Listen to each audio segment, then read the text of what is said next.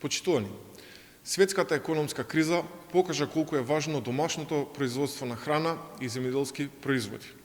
Владата, предводена од СДСМ и надлежното министерство, преку навремени и ефикасни мерки, му помагаа на македонското земјоделство со цел да го зголеми производството и тоа да биде што поконкурентно на пазарите.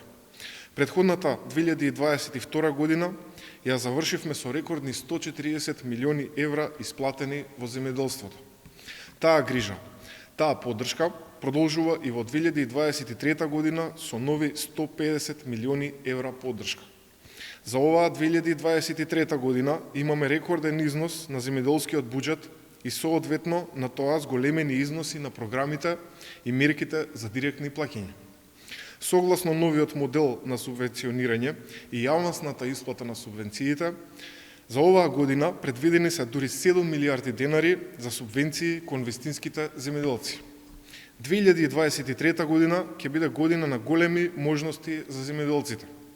Една од клучните промени за 2023 е програмата за рурален развој, која прераснува во инвестициска програма со буџет од 1 милиарда и 50 милиони денари.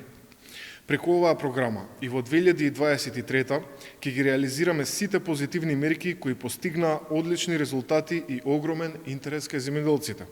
Тоа се мерките за рурална жена, млад земјоделец, набавка на опрема, системи за наводнување и така натаму.